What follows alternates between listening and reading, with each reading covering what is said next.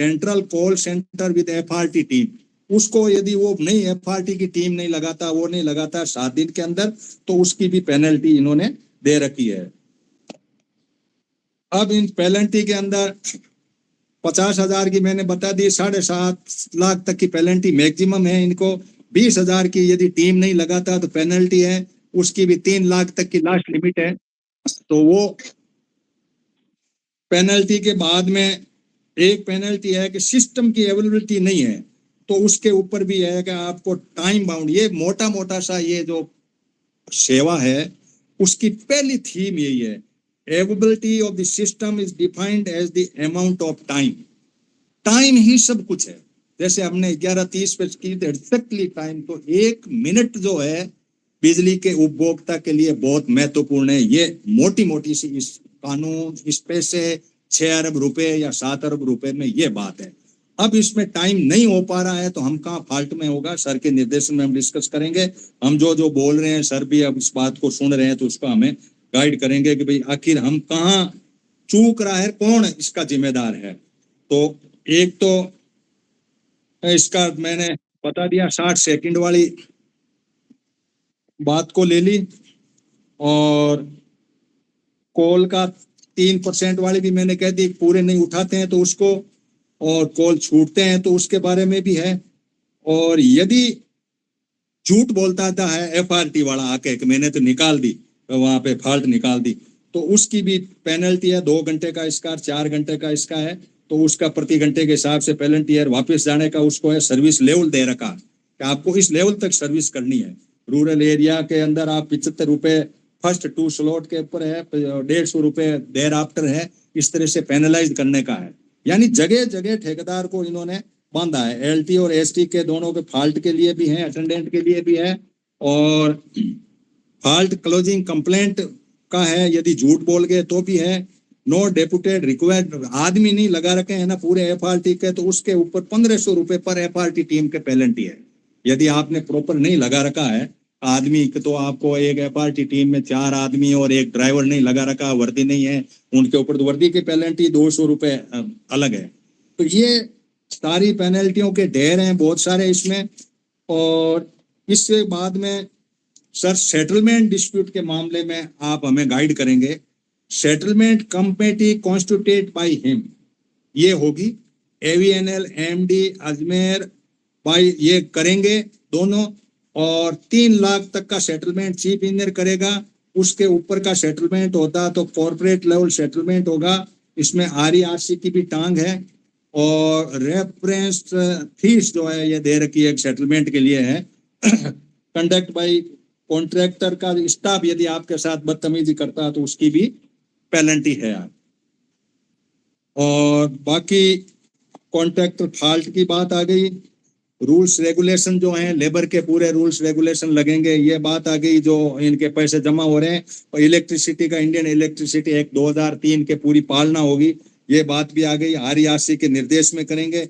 और बाकी super suspension of work का कोई मतलब नहीं, करेंगे तब की बात है। मॉनिटरिंग कॉन्ट्रैक्टर के अंदर जो है सेंट्रल मॉनिटरिंग कमेटी है, बना रखी है सीएमसी के नाम से, वो इसको पूरे को कंट्रोल करेगी। और एसएएस मॉडल है ये। एसएएस का पूरा नाम कुछ है, कंप्राइजिंग हार्डवेयर। एस एक है सर्विस ओरिएंटेड आर्किटेक्ट के हिसाब से, और एक इसके बारे में मॉनिटरिंग सिस्टम, मॉनिटरिंग स्काडा है, मोबाइल एप्लीकेशन है, ये सारे इनमें लागू है। डिटेल ऑफ वर्क्स में है 54 लाख यहाँ के हैं, तो करीब करीब आप मान लो तीनों डिस्कॉम के 1.5 करोड़ 2 करोड़ उपभोक्ता हैं, इनके लिए ये आपके 6 अरब रुपए खर्च हो रहे हैं उपभोक्ताओं के लिए। पूरा का पूरा सरकार ने पूरा आपको दिया है। अब एक चार्ट दिया इन्होंने, उसको मैं थोड़ा आपके बीच में करूं कि कंप्लेंट रजिस्ट्रेशन का है जो मल्टी चैनल है। मल्टी चैनल क्या है? मोबाइल करीब 15 है मोबाइल ऐप है, जिसमें सार तीर वार तीर वो जो है, उसमें एक टेलीफोन का है, सोशल मीडिया है, ये ट्विटर और फेसबुक जो बच्चे चला रहे हैं ना, इनके ऊपर भी इनको लिंक देना पड़ेगा ताकि आप फेसबुक और इससे आपको कंप्लेंट भेज सको इसमें। SMS भेज सको, पर्सनली जा सको, वेबसाइट दे रखी है। ये सारा का सारा सेंट्रल डेटाबेस पे आ गया। जो ही आपने बात की, इन 15 मीन्स हैं आपके ऊपर, आपके पास में, आप किसी मीन्स से, चाहे फेसबुक से कहो, ट्विटर से कहो, या कोई SMS करो, या कोई काम करो, तो उसके करने के बाद में आप सेंट्रल डेटाबेस पे बात चली गई। सेंट्रल डेटाबेस का जाता है सेग्रेशन ऑफ कंप्लीट के अंदर, वहां पर उनके ऑटोमेटिक सेग्रेशन होगा कि नो करंट की कंप्लेंट अदर जाएगी और अदर की कंप्लेंट जो है अदर जाएगी। जैसे कोई ट्रांसफॉर्मर जल गया करके, वो कंप्लेंट अलग जाएगी। नो करंट वाली है तो नो करंट वाली कंप्लेंट जाते ही FRT टीम के पास जाएगी मोबाइल ऐप के द्वारा, और वो रिजोल्यूशन करेगा, कंज्यूमर को एक्नॉलेज करेगा, सेंट्रल डेटाबेस को वापस सूचना करेगा। एक साइकिल बनेगी उसकी पूरी नो करंट के मामले में। अदर वाली कंप्लेंट है वो सब डिवीजन को जाएगी, हेल्प डेस्क के पास जाएगी।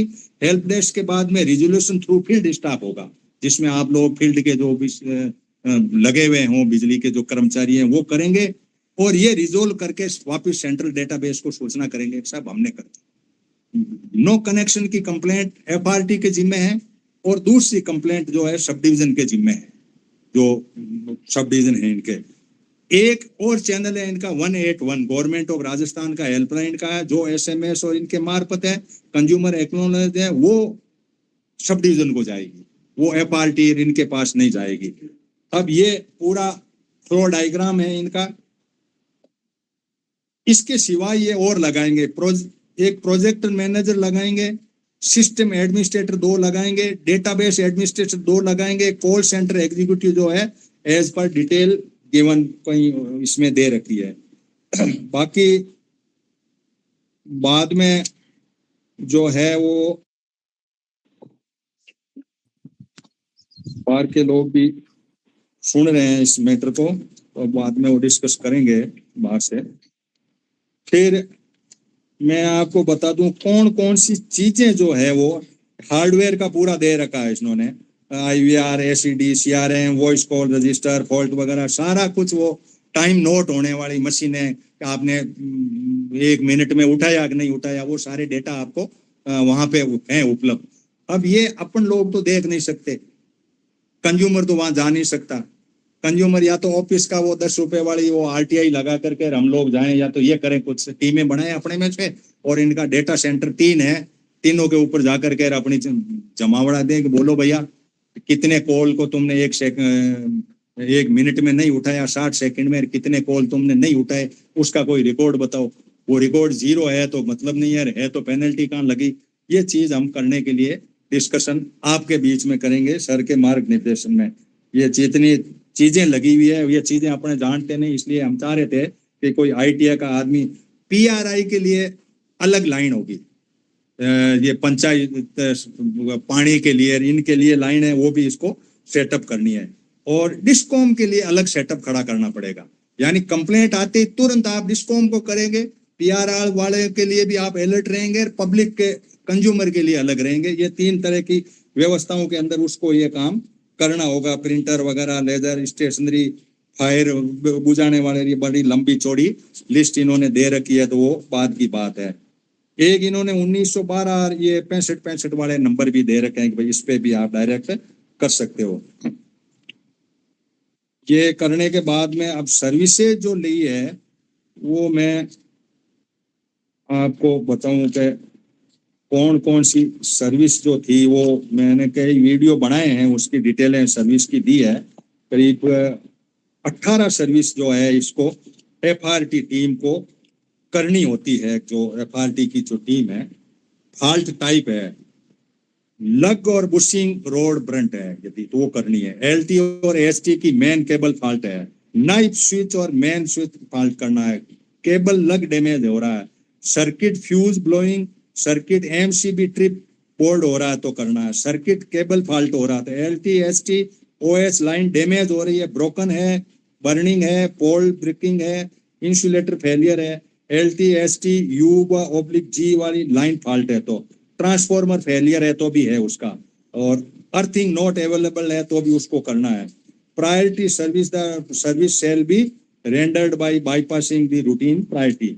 ये चीजें उस FRT टीम को करनी है, एक्शन और AN के गाइडलाइन में करनी है, क्योंकि वहां से वो उनको शटडाउन वगैरह लेना करना होता है। इस तरह से व्हीकल वगैरह का बता दिया कैसे होगा, जीपीएस होगा, ड्राइवर होगा, एवीनियल का बात होगी। ये सारे टीएनपी की बड़ी लंबी चौड़ी लिस्ट दी है इन्होंने, फाइबर रोप, रस्सियां वगैरह, पावर टॉर्च और हेलमेट और सेफ्टी इंसुलेटर। ये बातें अपने को ज्यादा मतलब नहीं है, लेकिन अपने पार्टी टीम तो कम से कम नजर रखें कि 4 आदमी उतरे कि नहीं उतरे। मैंने कहीं पूछा 2 आदमी आते हैं नहीं आते हैं, ये पूरा ढांचा जो है वो है। वायरमैन है, लाइनमैन है, क्योंकि हम उन लोगों को भी जगाएंगे जो आईटीआई या वायरमैन के कोर्स कर चुके हैं। उनको कहेंगे भाई ये 2 आदमी यूं ही ले आए उठा के, वर्दी है कि नहीं है वो तो बाद की बात है, लेकिन आदमी तो लगे प्रॉपर। वायरमैन हो, इलेक्ट्रिशियन हो, जिनके पास लाइसेंस हो, उनको ही लगाना है। तो वो लोग अपने साथ में जुड़ने की कोशिश करेंगे। वोल्टेज रिलेटेड के बाद में भी कंप्लेंटें हैं इनकी, जैसे वोल्टेज हाई, लो और सप्लाई। ये कंप्लेंट भी इनके लेनी है। सप्लाई फेलियर है, इसके अंदर इंडिविजुअल की है, टोटल एरिया की है, वन फेस की है, ड्यू टू अदर एक्सिस है। ट्रांसफॉर्मर रिलेटेड है तो ट्रांसफॉर्मर केबल और लग्स बड़े हैं या स्पार्किंग हो रहा है पोल पर। ये बड़ी 18 पॉइंट है इसके, मैं थोड़ा पढ़ ही दूं ताकि ध्यान रहे।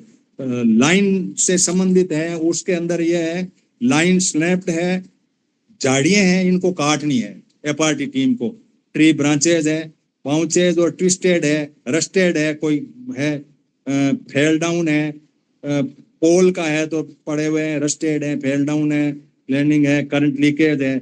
सर्विस कनेक्शन रिलेटेड में सर्विस कनेक्शन, वायर डैमेज है, वायर ब्रोकन है, वायरलेस है, temporary reconnection by consultant with the AN और जेएन। यदि ऐसा ही है तो वो एएन और जेएन को पूछ के आपको उसको टेम्परेरी जोड़ना है, क्योंकि आपको तो 4 घंटे में उसको बिजली देनी है। भाई कोई ऐसी चीज नहीं है, मान लो ऐसी है तो एएन जेएन से परमिशन लेके उसको तो बिजली आप दे। एलडी एचडी की मेन केबल फॉल्ट है तो looping off possible consulted with concern AN और जेएन को लूप करना। केबल लग डैमेज है, सर्किट फास्ट फ्लोइंग है। तो ये चीजें पूरी की पूरी लाइन है। अब मोटा मोटा सा मैं इस पे जाने के बजाय, क्योंकि हम ज्यादा इसमें वीडियो लंबा नहीं बनाएंगे और उसको उस तरीके से करेंगे। एक तो हमें कानून बना हुआ है RGDPS, जिसका मैं नोडल ऑफिसर रहा हूं इसलिए मुझे ध्यान में है। आर राजस्थान, जी का मतलब गारंटीड, RGD का मतलब डिलीवरी, गारंटीड डिलीवरी, PS का मतलब पब्लिक सर्विस। पब्लिक सर्विस को देने की गारंटी दी गई है राजस्थान सरकार के द्वारा 2012, और उसी के निर्देशन में ये सारी दुकानें खुली है। तो बड़े और भी आएगी सारा करके इन्होंने प्राइवेट के ढांचे में डाल के अपना पल्ला झाड़ दिया। प्राइवेट वाले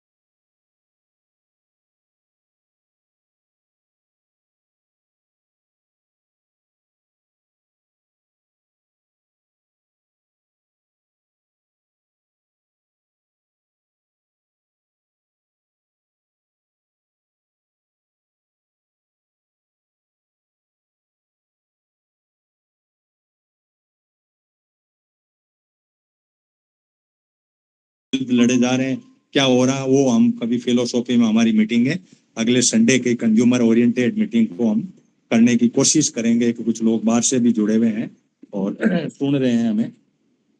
अब मुद्दे की बात यह है कि हम इन्हीं सारी बातों को कैसे डिसाइड करें और किस तरह से सोल्व करें, जिसको हम ज्यादा रिकॉर्ड में नहीं लेंगे। ये बाहर वाले लोगों की मीटिंग ही सुनना चाहेंगे तो हम अपना डिस्कशन करके मेरा माइक बंद हो जाएगा, तो वो अपने उनकी आवाज मेरे पास भी नहीं आएगी, वो अपना सुने तो बेस्ट उनके लिए, नहीं सुने तो वो अपने लेवल पे अपने आपस में शेयर करते रहेंगे। जो भी बाहर से चाहे देश विदेश जो भी जुड़े हुए साथी हैं, वो 15-20 हैं, कोई मिजोरम से हैं, कोई जम्मू से हैं, बाहर से लोग हैं, इसलिए जुड़े हुए हैं। कंज्यूमर ओरिएंटेड आप लोगों से मैं यही कहूंगा, शिवालाल जी आप जुड़े हुए हैं, प्रोफेसर हैं आप, कंज्यूमर की जो व्यथा कथा है, मानवता को छोड़ दो एक बार, क्योंकि पूरा कंज्यूमर मार्केट डेवलप करता है, मार्केट जो डेवलप हो रहा है वो कंज्यूमर के ओरिएंटेड हो रहा है, मानव के ओरिएंटेड नहीं हो। मानव मरे करे इसकी कोई दुनिया को ज्यादा टेंशन नहीं है, कंज्यूमर की टेंशन इसलिए है कि कंज्यूमर मर गया तो मेरा माल कौन लेगा, चाहे वो बिजली है चाहे कोई भी चीज है। तो ये दुनिया कंज्यूमर के ओरिएंटेड घूम रही है, इसलिए हम अपने 12 बज रहे हैं, 1 मिनट बाकी है, तो हम 12 बजे से आपके साथ हमें सुने तो हम अपना, यहाँ पे हमारे सर बैठे हैं, चीफ इंजीनियर रिटायर्ड हैं, वो अपनी बात को रखेंगे, एडिशनल चीफ साहब हैं वो भी रखेंगे, और फील्ड के बिजली के सारे स्टाफ हैं, और कुछ यहाँ के किसान लीडर भी हमारे साथ जुड़े हुए हैं। तो हम इस बात पे पहुंचेंगे अपनी अपनी व्यथा और कथा को, तो आप जैसा भी उचित माने, जिस तरीके से भी आपस में हो, मैं जोड़ता रहूंगा, मीटिंग में आएंगे जो भी लोग होंगे, अभी आप जो भी 10-20 लोग जुड़े हुए हैं उसको करें। तो मैं अपना माइक बंद कर रहा हूँ, वीरेश जी आप मीटिंग को वहां की संचालित करिएगा, और मेरे यहाँ माइक बंद होते ही आपकी आवाज नहीं आएगी, मेरा वीडियो आपको दिखता रहेगा, हम अपनी, आप शांत रहेंगे तो हमारी बात भी सुनाई दे जाएगी। तो over to my public meeting. Thank you to all of you.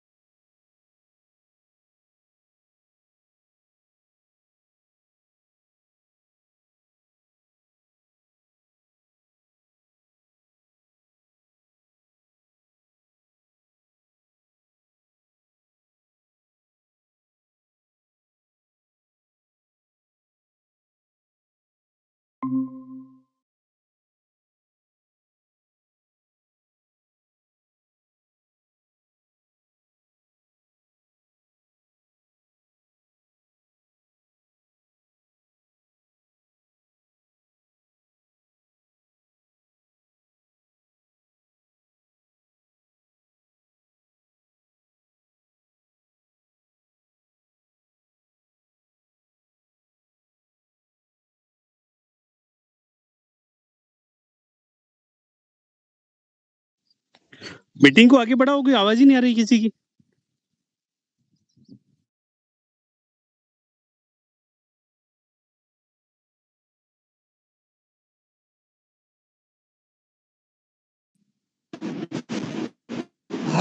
रही आवाज, चलो रामनारायण जी चलते रहो।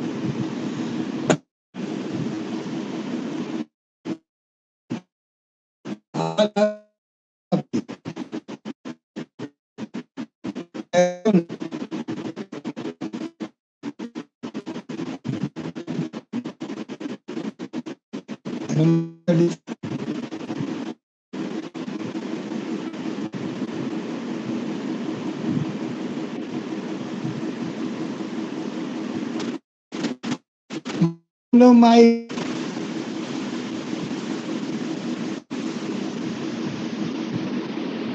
हनुमान जी माइक खोलो। आप बोल रहे हैं, माइक खोला है आपने अपना। ठीक है, हाँ चलो वापिस करो। मैं हाँ, निवेदन अब कर ठीक रहा है। था कि 2003 इलेक्ट्रिसिटी एक्ट 2003 का नया एक्ट बना है, उसके तहत पूरे देश में व्यवस्था चलती थी मोटे तौर से। उसमें राजस्थान में जो हुआ कि राजस्थान का इलेक्ट्रिसिटी बोर्ड जो था वो 19 जुलाई को 2000 को भंग करके उसकी जगह 5 कंपनी बन गई। उसमें पूरे राजस्थान की जो बिजली उत्पादन जगह जगह हो रहा, सूरतगढ़, कोटा में और भी धौलपुर में कहीं भी, तो उनका एक उत्पादन निगम बन गया, जनरेशन कॉर्पोरेशन।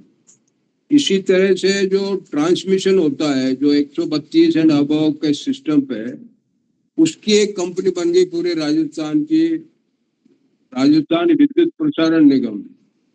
और जो बिजली का कंज्यूमरों तक पहुंचाने का जो काम है वो राजस्थान को 3 हिस्से में बांट दिया। कुछ जिले जयपुर कंपनी में दे दिए, कुछ जिले अजमेर कंपनी में दे दिए, कुछ जिले जो है जोधपुर कंपनी में दे दिए। इस तरह से वितरण निगम बन गए जिसका आपके कंज्यूमरों से लेना देना होता है। ट्रांसमिशन कंपनी का कंज्यूमर से कोई सीधा लेना देना नहीं है। उत्पादन कंपनी चाहे सरकार की है चाहे प्राइवेट कंपनी है, उनका डायरेक्ट कंज्यूमर से कोई लेना देना नहीं है। वो एक अलग रूप उसमें एक डेवलप हुआ ओपन एक्सेस का, उसमें वो कंज्यूमर का भी लेना देना आ जाता है। लेकिन जो मेनली जो 1.5 करोड़ जो बिजली के कंज्यूमर है राजस्थान के मेनली, उनके लिए तीनों डिस्ट्रीब्यूशन कंपनी, जिनको डिस्कॉम भी बोलते हैं, वितरण निगम भी बोलते हैं, वो जिम्मेदार है। तो अभी हनुमान जी जो बता रहे थे वो कंज्यूमरों को कैसे सेवा दी जाए, तो उसमें भी एक खिचड़ी सिस्टम कर रखा है कि वो कनेक्शन देने तक की प्रक्रिया है वो तो आरएससीबी का जो सब डिवीजन है वो ही करता रहेगा। लेकिन जो कनेक्शन के बाद में जो आपकी रोजमर्रा की दिक्कतें होती है, बिजली बंद हो गई है या ट्रांसफार्मर गड़बड़ हो रहा है या लाइन कोई टूट गई है या लाइन में और कोई नुस्खा आ गया है, उन सारी चीजों का एक तरह से इन्होंने आउटसोर्सिंग कर दिया। और वो डिपार्टमेंट के जो कर्मचारी हैं उनको मेरे ख्याल से 33 के भी सब स्टेशन तक लिमिट रखी, लेकिन उसमें भी काफी जगह ठेके पे दे दिए वो भी। तो एक अजीब सी व्यवस्था के दौर में ये बिजली का तंत्र फंस गया है कि न तो वो डिपार्टमेंटल मैनेज हो रहा है, न आउटसोर्सिंग से मैनेज हो रहा है। और इन बिजली को एक बहुत ही खतरनाक चीज है, दिखती नहीं है लेकिन इसमें रिस्क बहुत होती है। और इसके लिए सेंट्रल इलेक्ट्रिसिटी अथॉरिटी जो है वो रेगुलेशन बनाती है। पहले इलेक्ट्रिसिटी रूल्स 1956 होते थे किसी जमाने में, वो सब रिप्लेस होकर के सेंट्रल इलेक्ट्रिसिटी अथॉरिटी रेगुलेशन बन गए। उसमें नई लाइनों का, नए सब स्टेशन बनाने का, पावर हाउस बनाने का सबके प्रावधान है, उनकी पालना होनी। इसी तरह से bureau of Indian specification standards का जो है वो नेशनल इलेक्ट्रिसिटी कोड है, उसके तहत इन लाइनों का जो किस मर्यादा में होंगी, कितना क्लियरेंस होगा, क्या उनकी क्वालिटी होगी, मटेरियल की सारी चीजें इन 2 के माध्यम से चल रहा है। लेकिन विडंबना ये हो रही है कि इन अंडरटेकिंग में जो काम कर रहे हैं उनको भी इन रेगुलेशन के बारे में पता नहीं है। और उस रेगुलेशन में एक जगह वो रेगुलेशन 7 और 8 हैं, उनमें ये कि जो नए भर्ती होंगे उनको बिना ट्रेनिंग के तो आप काम पर चढ़ा ही नहीं सकते। 1.5 2 महीने की ट्रेनिंग है उनका, ट्रेनिंग के बाद उनका टेस्ट होगा, एग्जामिनेशन होगा, पास होता है तो वो काम के योग्य होगा, अच्छे नंबर लाता है उसको सम्मान किया जाएगा। इस तरह से वो व्यवस्था है। लेकिन वो ट्रेनिंग का पार्ट जो है बिल्कुल गायब हो गया है। अच्छा, पुराने कर्मचारियों को भी विदिन 2 इयर्स इनका जो सेंट्रल इलेक्ट्रिसिटी अथॉरिटी रेगुलेशन का जो सिलेबस है उसके हिसाब से ट्रेनिंग देना कंपलसरी है। अब हनुमान जी जो बात कर रहे थे, जिन कर्मचारियों को काम करना है, करवाना है, उनको वो उस तरह की ट्रेनिंग ही नहीं है। तो ये जो अभी बता रहे थे, तो हम लोग तो खैर बहुत साल से रिटायर हो गए, तो हमको तो इसकी एबीसीडी पता नहीं कि ये एफआरडी का इतना बड़ा ढांचा जो है इस ऑर्डर के तहत ऑपरेट हो रहा है, ये हमारे लिए कल्पना है। इसमें एक आदर्श चीजें बनी हुई है और इसमें करोड़ों रुपए खर्च हो रहे हैं।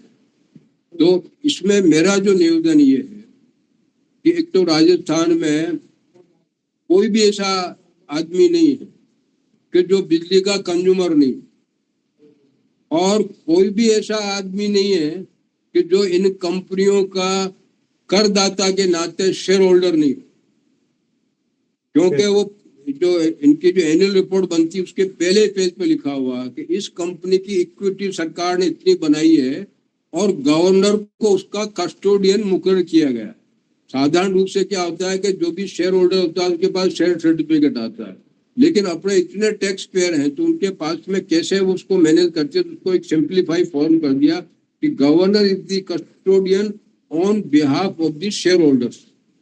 तो हमें ये चेतना पैदा होनी चाहिए कि हम इस कंपनी के मालिक हैं, ग्राहक हैं, उन दोनों हिस्से से हमारे अधिकार भी हैं, हमारे कर्तव्य, और इनमें से ही कुछ लोग कर्मचारी हैं या ठेकेदार के कर्मचारी के रूप में काम कर रहे हैं या सप्लायर के रूप में काम कर रहे हैं।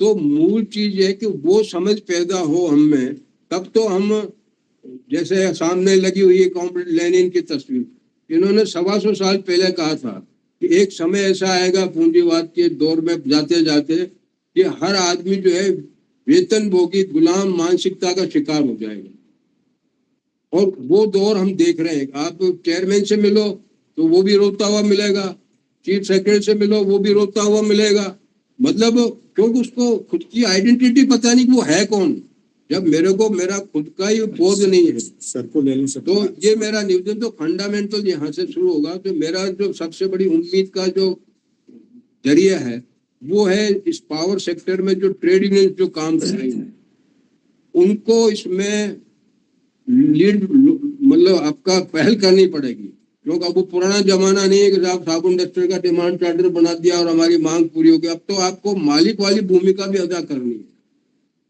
तो इस दृष्टि से ये जो हनुमान जी का प्रयास है ये इसको हम सलाम करते हैं, और ये एक्स्ट्रा ऑर्डिनरी इनिशिएटिव है जो मैं इनको रेगुलेटरी कमीशन के चेयरमैन साहब से भी मिलवाऊंगा, क्योंकि हमने वहाँ पेटिशंस में अपने कमेंट देते हैं। उसका नतीजा ये हुआ कि उन्होंने एजुकेशन और awareness of consumers and employees के लिए आदेश दिया डिस्काउंट को, और 50-50 लाख रुपया उनको अधिकृत किया कि आप खर्च करिएगा, और अगर आपको कम पड़ता है अमाउंट तो हम और अलाउ करेंगे। हालांकि वो पैसा घूम फिर के कंज्यूमर से ही आएगा, लेकिन वो आदेश की पालना भी नहीं हो रही है। और उसके अलावा और भी कई ऐसे आदेश हैं कि जिनसे इन डिस्काउंट की माली हालत सुधर सकती है। उसके लिए चिरानिया साहब ने हर फ्रंट पे कानूनी लड़ाई जो है दिल्ली से भी जीती हुई है, चिरानिया साहब और हाई कोर्ट में भी केस लगाए हुए हैं। देखिए अब सुप्रीम कोर्ट की जो जनता की अदालत उसमें हम लोग को जाना पड़ेगा। सही है। मैं अब आप लोगों को हमारे चीफ इंजीनियर साहब हैं जिनका संघर्ष को सलाम है, और RERC इनके नाम से ही डर के बैठता है। राजस्थान की जो रेगुलेटरी बॉडी है, आपने अपने जीवन को समर्पित कर रखा बिजली के लिए। हमें सौभाग्य मिला कि हम आपको भी सुनाना चाहेंगे 10-15 मिनट, जो भी आप काम लें। हमारी दूरी यह रहेगी कि आप शेयर होल्डर हैं। सबसे बड़ी बात है कि आप कंपनी पांचों के पांचों बिजलियों के मालिक हैं, और किस तरीके से आपको मालिकाना अधिकार मिला हुआ है, उस अधिकार का हम कैसे उपयोग कर नहीं पा रहे हैं, इसकी भी गाइडलाइन करेंगे सर चिरानिया जी। नमस्कार। जो कंज्यूमर की प्रॉब्लम को सॉल्व करने का सिस्टम बनाया है वह अभी आपने मानसा जी ने, हनुमान जी ने बता दिया।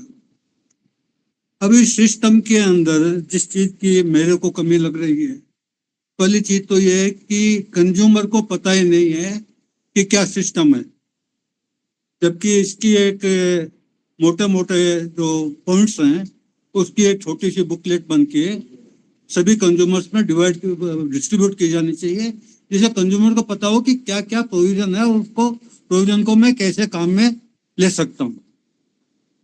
दूसरी बात है कि डिस्कॉम को इसकी मॉनिटरिंग करनी है, तो इनका मॉनिटरिंग का कोई भी मैनुअल नहीं है।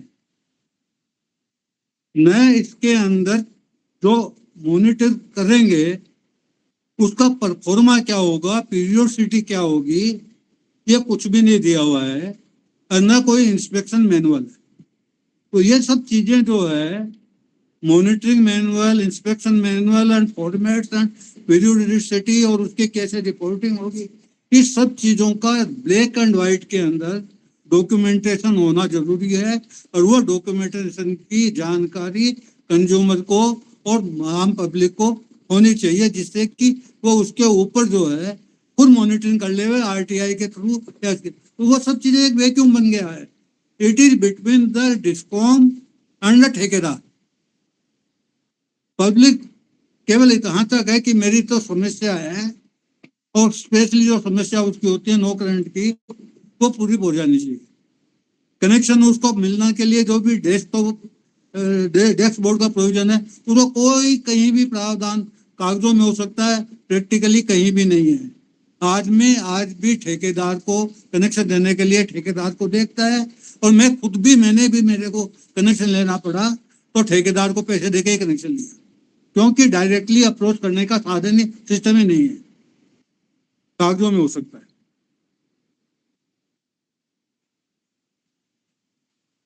तो डिपार्टमेंट के लोगों को जिम्मेदारी किस किस को क्या क्या दी गई है, ये ना डिपार्टमेंट के आदमियों को पता है और ना पब्लिक को पता है। आदमी आज फील्ड का एएन जो है वो ठेकेदार की मर्जी के ऊपर डिपेंड कर रहा है, क्योंकि आज वो है ठेकेदार जो है वो एएन को कंट्रोल कर रहा है, न कि एएन जो है वो ठेकेदार को कंट्रोल कर रहा है। अगर कोई भी एएन जरा सा भी कंट्रोल करने की बात करता है तो उसके ऊपर टेलीफोन आ जाता है एससी से या उसके ऊपर के ऑफिसर से कि तू क्या कर रहा है, या उसका बिल पास किया है नहीं किया, फटाफट। तो मैं खुद व्यक्तिगत एएन से मिलके जो है, जो मेरा व्यक्तिगत एक्सपीरियंस है वो बता रहा हूँ।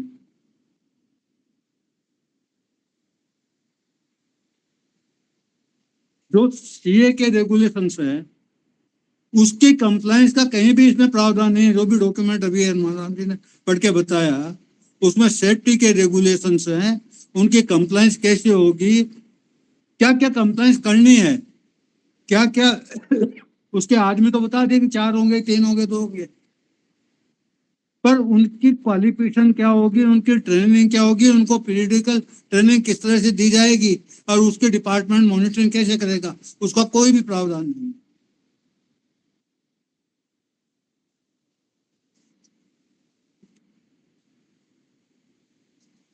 इक्विपमेंट क्या क्या होंगे उनकी लिस्ट तो आ गई, वो है नहीं है, उसकी मॉनिटरिंग क्या हो रही है उसका कोई डिटेल नहीं है, और उनका कैलिब्रेशन कब होगा, कैसे होगा, और उसकी जांच कैसे की जाएगी, क्योंकि जितने भी सेफ्टी इक्विपमेंट्स हैं वो कैलिब्रेटेड होना चाहिए, वर्किंग होना चाहिए।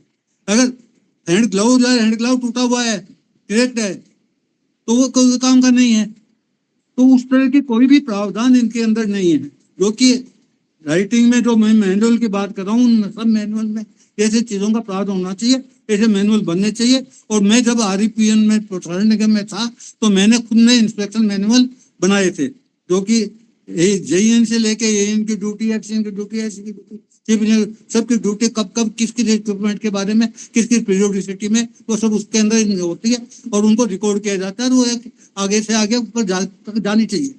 तो उस तरह का प्रावधान जब तक नहीं होगा तब तक इस तरह का सिस्टम कोई भी है वो फेल होगा, वो कभी सक्सेसफुली काम नहीं कर सकता।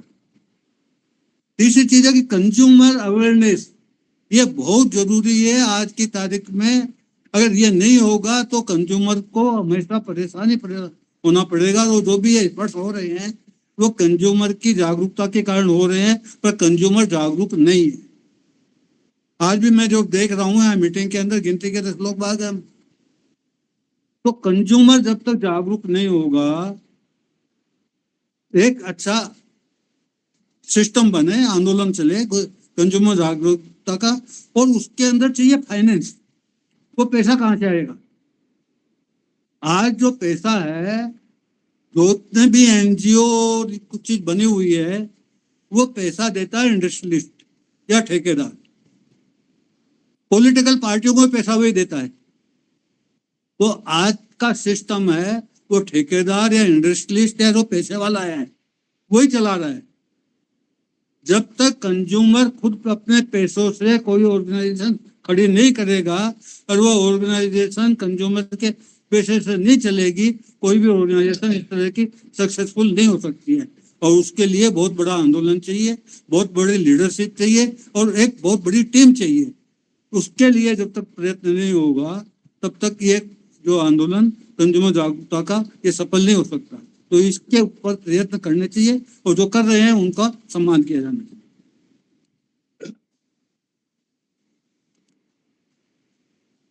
भारत में शुरू में एक बात कर रहा था इनसे, जब ये मीटिंग शुरू नहीं होती उसके पहले इन्होंने कहा था कि साहब जो बिजली की कटौती होती है गाँव में क्यों होती है और इस तरह की जो बात है। तो उसमें मेरा एक छोटा सा जवाब था कि हमारी लड़ाई सांडों से है, और जब तक हम सांड नहीं बनेंगे हम सांड से लड़ाई नहीं कर सकते।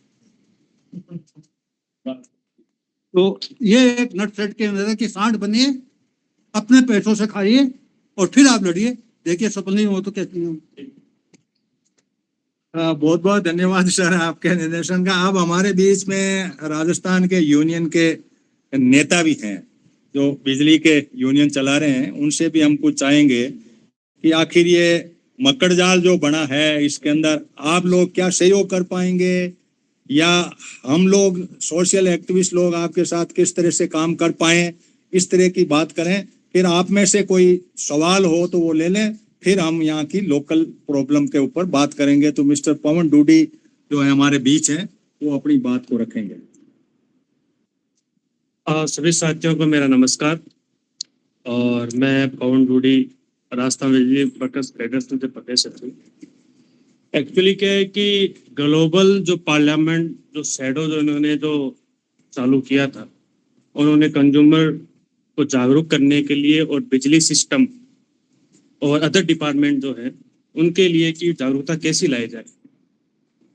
सर का फोन आया, सर ने कहा है कि 22 तारीख को मीटिंग करना चाहते हैं तो आप जयपुर में जगह बताइए। तो हमने कहा आप आइए हमारे यूनियन दफ्तर को, और हमारे जो कुछ साथी हैं जो प्रैक्टिकल जो समस्याएं हैं उनसे आप भी रूबरू। एक्चुअली क्या है कि बिजली सिस्टम के अंदर हमारे कई इश्यूज है। इश्यूज जो हैं कंज्यूमर से लेके हमारे सिस्टम तक, कंज्यूमर से सिस्टम तक ऐसा है कि हमारे बीच में जो प्रॉब्लम जो हमने जो ऑब्जर्व की है वो है हमारी ट्रांसपेरेंसी और एक कम्युनिकेशन गैप। एक्चुअली क्या सिस्टम के अंदर हमने कई तरीके के प्लान्स लेके आए कि भाई कंज्यूमर को जागरूक करने के लिए हमने जगह गांव में चौपालों पे फेडरल इंचार्ज को भेजा और ग्रामीण चौपाल लगाई, जिससे हमें विद्युत चौपाल के नाम से जानते हैं। एक्चुअली क्या विद्युत चौपाल भी हमने लगाई, तो हद तक हमने ये देखा कि विद्युत चौपालों में भी लोगों ने थोड़े दिन तो इंटरेस्ट दिखाया, उसके बाद में धीरे धीरे गैप आना चालू हो गया। और हमारा वो फीडर इंचार्ज बेचारा जाता है, मतलब फीडर भी हमारे 25-20 किलोमीटर लंबे हैं पश्चिमी राजस्थान में, कहीं 10-10 किलोमीटर लंबे हैं, और कर्मचारियों की कमी है तो एक आदमी को 5-5 फीडर दे रखे हैं। तो वो भी ये सोचता है कि 3 ये पंचायतें हैं तो 3 पंचायतों में वो जाता है तो 10 गाँव हो गए, 10 गाँव में वो जाता है तो अपना समय जितना देता है वो भी देखता है कि यार 4-5 लोग आ रहे हैं सुनते नहीं है, तो वो भी क्या धीरे धीरे चीजों को विड्रॉल कर लिया। तो ये भी एक डिफरेंस है। अब दूसरी बात ये है कि सरकार ने जो सेंट्रल जो गवर्नमेंट है उसका प्रेशर है डिस्कॉम्स पे, और डिस्कॉम जो प्रेशर इस बेसिस पे है कि हमें लोन की आवश्यकता है, लोन की गारंटी देने के लिए वो सेंट्रल गवर्नमेंट जो है उसकी गारंटी देती है। तो गारंटी के चक्कर के अंदर नई नई योजनाएं आ रही हैं, और योजनाएं जो हैं वो हमारे सिस्टम में लागू तो होती है लेकिन वो फेल प्रैक्टिकल पे ऐसे है कि दीनदयाल उपाध्याय योजना के तहत हमारे 11 kV के तार खींचे गए, उसके साथ में गार्ड वायर एक खींचा जाता था, जिससे हमारा जो सिस्टम जो है उस सिस्टम पर फेलियर नहीं हो और हमारा सिस्टम जो है वो ब्रेक डाउन नहीं हो। तो इसके लिए हमने एक पिटीशन दायर की थी RERC में कि भाई जो हमारे जो जब से RSCB से जब डिस्कॉम जब बना तो हमारी कंपनियों से 11 kV जब वायर खींचे जाते हैं तो उसके साथ में गार्ड वायर नहीं खींचा जाता, 33 और 11 kV। तो धीरे धीरे अर्थ का तार गायब होता रहा, ये भी हमारे सिस्टम का फेलियर है। फिर हमने इसकी पिटीशन दायर की RERC में, तो RERC वालों ने इस चीज को लिया और उन्होंने मैनेजमेंट को लताड़ा भी। तो उन्होंने बाद में इस चीज का ऑर्डर भी निकाले सभी राजस्थान में चीफ इंजीनियरों ने कि भाई जहां भी 11 kV और 33 की लाइन यदि खींची जाए तो उसके साथ साथ में जो है अर्थ का वायर खींचा जाना चाहिए, लेकिन वो भी प्रैक्टिकल तौर पे नहीं हो रहा है। ये तो रही हमारे सिस्टम की बात। कंज्यूमर्स की चीजें ये है कि मैं अभी बात जो कर रहा था चौपाल वाली भी बात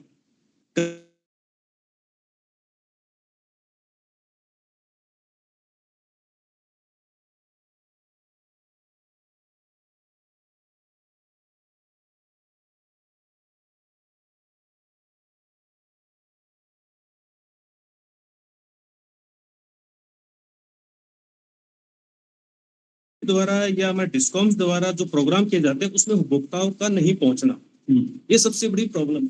अभी लेटेस्ट RERC में जाके आए थे, हमारे सोनाडी जी सर जाके आए थे, उन्होंने अपने कमेंट्स भी वहां रखे थे टैरिफ रेटों को लेकर, तो वहां लोग नहीं जा पाते। और हमने बाकायदा हमने विज्ञापन भी, हमने एडवर्टाइजमेंट देना भी बंद कर दिया। कुछ चुनिंदा अखबारों में देते हैं जो सिटी के अखबारों में आ जाता है, बाकी ग्रामीण अखबारों में नहीं जा पाते। ये भी एक मेजर एक कारण रहा है। तो इस चीजों को लेकर हम थोड़ा सुधार की कोशिश कर रहे हैं और बहुत बहुत धन्यवाद। और साथ ही अब देखो बात जो अपन लोगों के जिम्मेदारी में ये आ रहा है कि आप लोग थ्रू आउट इंडिया, MP से भी है, UP से भी हैं, J&K से है, मिजोरम से सवालाल जी भी हैं। हम लोग ये चाहते हैं कि एक बार हम एक ऐसा कोर ग्रुप सिस्टम के तहत, क्योंकि ये बहुत बड़ा सेक्टर है और भारत सरकार इसके ऊपर बिल बनाने जा रही है, पूरा का पूरा ढांचा कंप्लीट ये दे रहे हैं। ये एग्रीकल्चर से ही बड़ा सेक्टर है, इसका हिसाब किताब जोड़ बाकी आप मिलाओ ना तो इतना भारी सेक्टर है कि इस सेक्टर को आप एक तो ये फोन वाला सिस्टम और एक बिजली वाला, अच्छा बिजली एक ऐसी चीज है कि इसके बिना तो आप जिंदा ही नहीं रह सकते। तो हमने सोचा कि भाई क्यों नहीं हम कंज्यूमर की उस तरह से खींचें। तो अपने सिविल एक्टिविस्ट जो लोग हैं उनको अपने अपने एरिया में, अपने अपने स्टेट के अंदर अपने नोट बना करके अपने तरीके से करें, ताकि एक ऑल इंडिया लेवल की जयपुर में या जहां भी हमें सुविधा मिल पाएगी वहां पे कॉन्फ्रेंस करें और टू दी पॉइंट, इधर उधर कोई नहीं कि ये कमी है वो है, ये हमने लगभग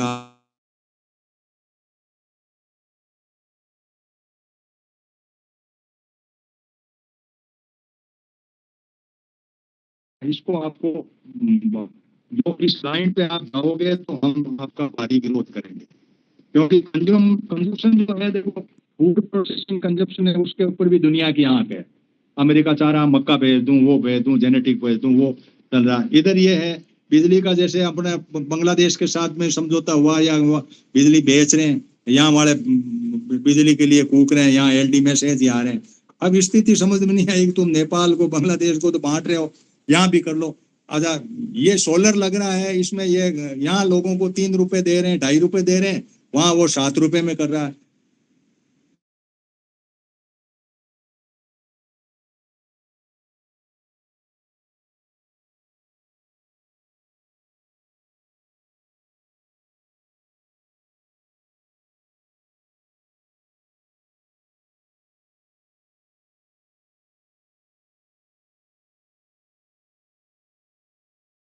के पास कोई राय नहीं, टोटल कॉर्पोरेट का ढांचा आ गया, कॉर्पोरेट के साथ अपने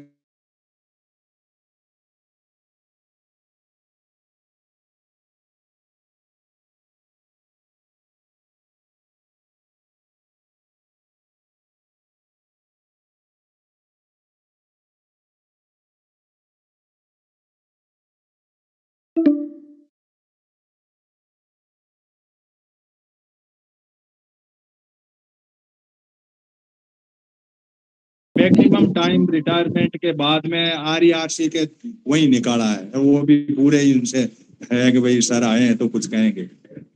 हाँ डॉक्टर साहब बोल दीजिए, आपकी क्या बात है, बोल। ये जो हमारे जो एग्रीकल्चर लाइन है वो 14 तारीख को डिस्टर्ब हुई थी, 15 तारीख को हमने एप्लीकेशन दी, उसने 21 तारीख को मैसेज कर दिया कि आपकी शिकायत का समाधान हो गया है। जब तक हमारा तार जोड़ने वाला कोई फाल्ट निकालने वाली टीम न तो मौके पर आई, न फिर मैंने वापस फोन करके बोला। आपको ध्यान देना पड़ेगा। ये तो मैं बता दूं, यही डॉक्यूमेंट पड़ा था, इसको अपने रिकॉर्ड भी किया, आप पढ़ना। RERC अलग सेटअप है, FRT की टीम बनी हुई है आपके लिए। 5 अरब रुपए आपकी खुशी के लिए, आपको बिजली पहुंचने के लिए डिस्कॉम खर्च कर रहा है राज्य सरकार से लेकर के। और सबसे बड़ी बात जो सनाडिया जी ने बताई ना, वो बात ये थी कि भाई हम तो शेयर होल्डर हैं इन कंपनियों के। शेयर होल्डर तो कभी भी अपनी मांग कर सकता है, हम तो मालिक हैं कंपनियों के। लेकिन मालिक की दुर्गति जो है ये है, अपन देख रहे हैं, इसलिए तो ये मुद्दा उठाया। अब इसमें आप है कि RERC में आप जयपुर आओ दागर साहब कभी चित्तौड़ से, और यहाँ आकर के और सर से मिलो, और RERC के दफ्तर में भी कभी कभी दस्तक दो और सर के साथ में सहयोग करो। ये हमारा फाइनेंशियली भी अपने को करना चाहिए। अपनी जेब से पैसे लगा करके चेरानिया जी जो ये युद्ध लड़ रहे हैं आपके टैरिफ के लिए, टैरिफ आपके बढ़ रहा है, युद्ध ये लड़ रहे हैं, तो अपने देख लो ने क्या स्थिति है। और कोई साथी कोई बात हो तो, वरना फिर वो वीरेश जी को। नमस्कार सबको। हाँ राम प्रसाद जी बोल दो। सर मैंने कॉल सेंटर पर एक शिकायत की थी 2 दिन पहले कि हमारे यहाँ प्री मानसून मेंटेनेंस के नाम पर पिछले कई वर्षों से कोई भी मेंटेनेंस नहीं हुई है और पेड़ों की डालियां और तार झूले झूल रहे हैं। तो वहां से कल फोन आया मेरे पास में कि ये काम AN से संपर्क करो, आपकी कंप्लेन का निस्तारण हो चुका है। अपने राम प्रसाद जी अपने एक्ट में लिखा हुआ झाड़ियां इनको काटनी है, इनको मेंटेनेंस पूरा नहीं करना, लेकिन झाड़ियां इनके खाते में है, जो FRT टीम है।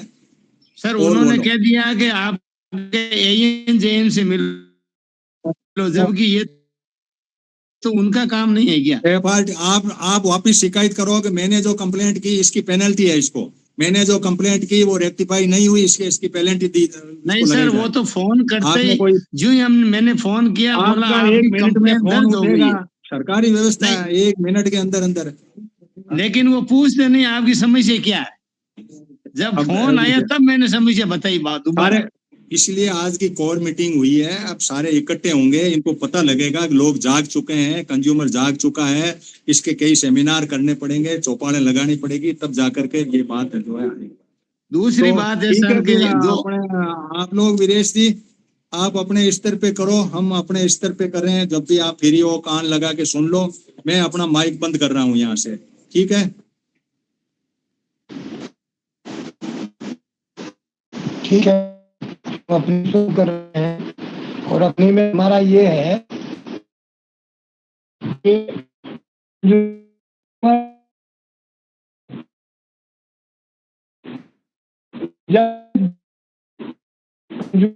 हमारे हमारे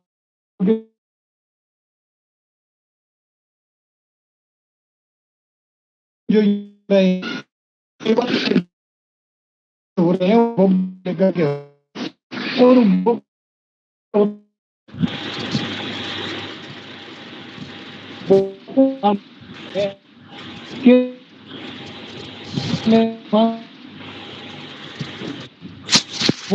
आवाज नहीं आ रही साफ।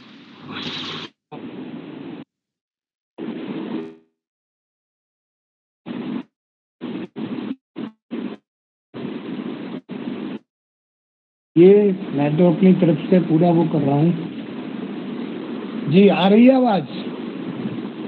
अब आ रही सर। राम नारायण जी अब आ रही है।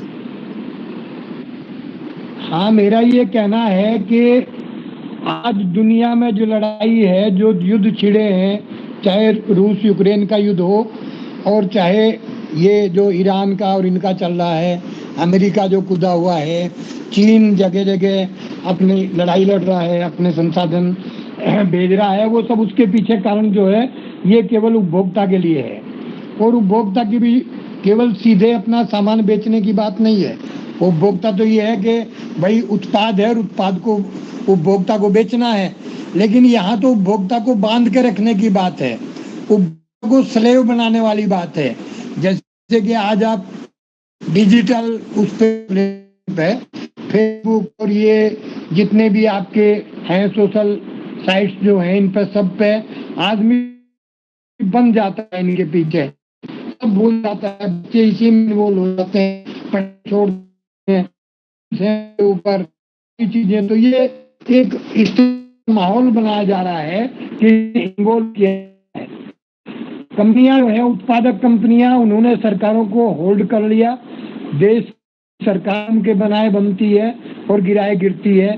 अगर कोई उनकी बात नहीं मानता है, उसको वो अपने मत की सरकार दूसरी ले आते हैं। यहाँ तक अल्लाह है, जैसे हनुमान जी ने शुरू में बताया। लेकिन उनकी जो बात रही है आज तो केवल बिजली पे केंद्रित रही। वो मैं कह रहा हूँ कि उपभोक्ता क्षेत्र में है। भाई गेहूं को लेकर के लड़ाई चल रही है, देखिए रूस और यूक्रेन के जो युद्ध है, ये खाद्यान्न को लेकर के युद्ध है। और जो अफ्रीकी देशों में लड़ाई है, वो भी खाद्यान्न लड़ाई है करीब करीब। वहां जहाँ उत्पादक है वो उत्पादन न करें अपना, जो अमेरिका जैसे देश है उनके उत्पाद जो है वो वहाँ पे होते हैं। तो ये बहुत गहरी लड़ाई है उपभोक्तावाद की। इसको समझने के लिए उपभोक्ता को जागरूक होना होगा कि उपभोक्ता का कोई दुरुपयोग ना कर सके, इसकी आज जरूरत है। तो इसी मुद्दे को लेकर के जिसकी जो भी जानकारी इस मामले में है, मैं उनको चाहूंगा कि वो अपने आप से, और नहीं तो लास्ट में हमारे पास सुलाल जी हैं ही, वो तो बताएंगे इस बारे में बहुत कुछ। इस बीच में अगर किसी की अपनी कोई बात है तो वो अपनी बात रख सकता है। अभी तक की बात बिजली को लेकर के हुई है, इस बारे में आप लोग बता ही चुके हैं। तो जो दूसरी चीजें हैं उपभोक्ता वाद की, उनके बारे में जो अपने विचार हैं वो अपने जो भी रखना चाहें इसमें। राम नारायण जी, आप कुछ रखें, आप भी जुड़े हुए हैं व्यापार से। भाई आप देखते हैं कि कीटनाशक जो है वो किस तरीके से कंपनियां अपने हिसाब से बेच रही हैं, वो चाहे फायदे के हैं चाहे नहीं है, उनका परिणाम होता है, कुछ के नहीं होता है, लेकिन वो बढ़ा चढ़ा के एडवर्टाइजमेंट करके उपभोक्ता को बेचना होता है। और उसके दुष्परिणाम या उसका उत्पादन परिणाम सही ना आना, इससे कोई सरोकार नहीं रहता है। तो इस बारे में थोड़ा सा आप भी बताएं अपने अनुभव के हिसाब से, क्योंकि सीड्स और जो पेस्टिसाइड्स इंसेक्टिसाइड्स हैं, इनमें आपका काफ़ी एक्सपीरियंस है। तो मैं चाहूँगा कि आप इस बारे में थोड़ा सा रोशनी डाल दें। राम जी। धन्यवाद चाचा जी। वैसे आज का जो टॉपिक वाकई एक अहम मुद्दे पे जो था, जो कि बिजली के ऊपर था, और वास्तव में एक कंज्यूमर को जागरूक करने के लिए बहुत ही मतलब जो उम्दा जो है आज जो है वो इसमें जानकारी मिली।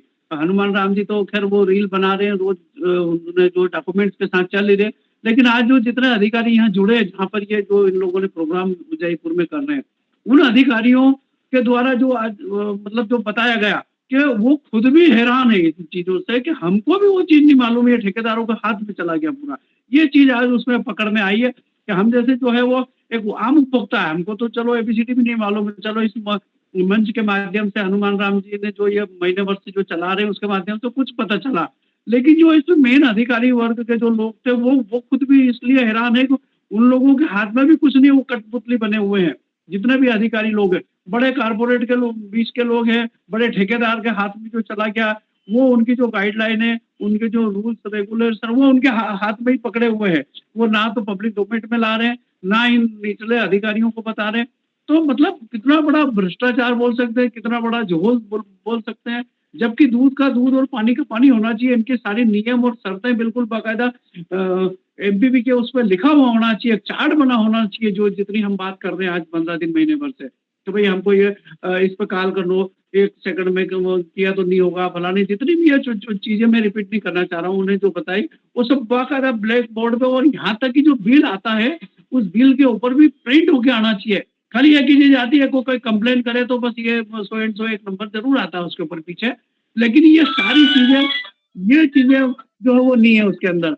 तो ये बहुत अच्छी चीजें मिली आज का ये जो टॉपिक उस पर जो था। अब चाचा जी आपने कुछ प्रश्न करा था कि मेरी लाइन वाली बात है ना, कि एग्रीकल्चर लाइन वाली जो बात है, एग्रीकल्चर लाइन में वाकई किसान को, जैसे मैं एक जनरल बात करूंगा, जैसे कोई चीज 400 रुपए लीटर की आ रही है और शुरू से चलती आ रही है, और 5-7 जो दवाइयां हैं जो वास्तव में रेगुलर जो चलती है वही चला, जो नित नई नई जो कंपनियां लेके आ रही है। अभी हमने जो है वो राजस्थान का भांडाफोड़ देखा ही है कि वहां पर जो बाल्टियों के अंदर सिर्फ मट्टी और गारा भर के दे रहे, डीएपी के नाम पे भी जो है वो गोरख धंधा चल रहा है, एनपीके के नाम से गोरख धंधा चल रहा है, बड़ी बड़ी कंपनियों को डुप्लीकेट माल बन रहे हैं। तो ये बहुत बड़े बड़े स्मगलर है, बहुत बड़े बड़े लोग हैं ये। हम आप जैसे छोटे मोटे बाजार में कितना माल फैल चुका है। अभी हमारे मध्य प्रदेश में इतनी शार्टेज आ गई क्योंकि डर घुस गया। जहाँ ये जो माल जो खप रहा था, जो पिछली बार जो है वो जितने भी 15 दिन से अभी जो है वो किरोड़ी लाल जी मीणा ने जो जगह जगह जो है छापामारी जो युद्ध चला, और मैं देख रहा हूँ उनको, डायरेक्ट देखता हूँ उनके, उस लाइव भी देख रहा हूँ। कल 10 बजे रात तक, डेली 9-10 बजे रात तक 2000 कंपनी को रोज लपेट रहे हैं वो। अब वो उनका जो भी मोटिव होगा, किनको लपेट रहे हैं, उनके अपोजिट वाली है, सपोजिट वाली है, या जो एक अलग कहानी हो गई। लेकिन लाइव दिखाना और रोजाना 3-4 कंपनी को लपेटना, अभी तक उन्होंने कम से कम सैकड़ों FIR भी दर्ज कराई है, और बहुत सारी चीजें जो है उन्होंने सैंपलिंग भी, हजारों सैकड़ों सैंपलिंग भी करवाई है। ऑन कैमरा बोल रहे हैं, 5-7 उनके साथ जो है वो पत्रकार भी होते हैं। तो वो लाइव प्रोग्राम, सबसे बड़ी बात उन्होंने लाइव ये प्रोग्राम दिखा रहे हैं, उसमें कोई वो झोल नहीं है कि उसमें उन्होंने कुछ एडिट किया हुआ है।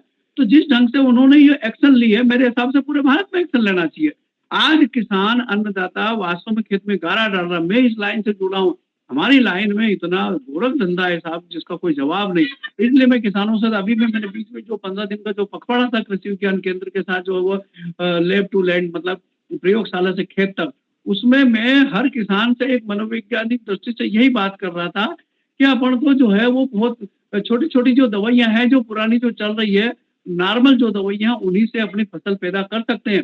एक छोटा सा उदाहरण ये है, मान लो हमको भूख लगती है तो हम कहीं भी मतलब अच्छी छोटी सी होटल में या कोई बस स्टैंड पे या रेलवे प्लेटफार्म पे जाके वहाँ जो थाली से जो भोजन मिलता है उसमें हम खा सकते हैं। 80 रुपए, 90 रुपए, 100 रुपए थाली तो बहुत अच्छी है, जिसमें अचार, दाल, चावल, पापड़, सलाद, रायता और ये सब मिल जाता।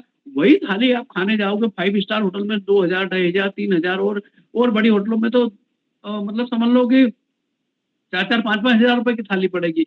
वही जाए हम एक जो है वो ठेला गाड़ी से बनवा के अच्छा मसाला डाल के और उसमें अच्छी अदरक डाल के और उससे पी लेंगे, 10 रुपए में दे देगा बेचारा।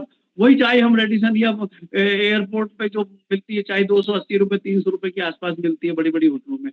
तो मेरा मतलब किसान वर्ग से यह है कि हम लोग ये जो बड़ी बड़ी कंपनियां बहुत महंगे दामों वाली जो दवाइयां बेचते हैं, इनसे बचें। ये सिर्फ गोरख धंधा है। इन लोगों के जो जितने भी लोग हवाई जहाज में उड़ते हैं, बड़े बड़े एयर कंडीशनर में बैठते हैं, 5-5 लाख रुपए प्रति महीना की सैलरी वाले हैं, ये सब आप से ही निकलता है। कोई मतलब जो तेल तिल्ली में से ही निकलता, कभी घानी में से नहीं निकला आज तक। तो ये जो दवाइयां भी है, ये पुरानी दवाइयां जो रेगुलेटेड है उसको ही हम जो है वाप रहे हैं। उसके बाद देसी दवाइयां बहुत है आपके पास, बहुत सारी चीज ऐसी है जो घर पे ही बना सकते हैं और अपने आप भी बना सकते हैं। जैसे राम प्रसाद जी यहाँ, इनका भी एक ऑर्गेनिक फार्म है, वहां पर मतलब जो है उन्होंने भी जो पूरा वो एक फार्म में जो पूरा ऑर्गेनिक कर रखे।